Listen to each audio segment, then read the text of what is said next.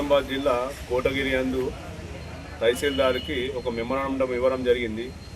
ఏదైతే దేవుడు మొక్కుల కోసము ఆవులు విడిచిపెట్టడం జరుగుతుంది, అవి విపరీతంగా పెరిగిపోయినాయి.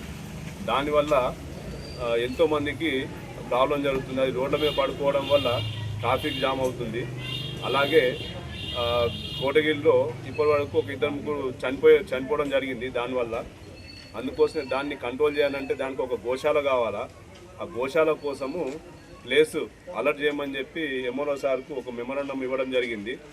దీనికి ఆయన సహకారంతో మేము ప్లేస్ అరేంజ్ చేస్తే ఒక గోశాల కట్టడానికి ఈ కోటగిరి ప్రజలందరూ దీనికి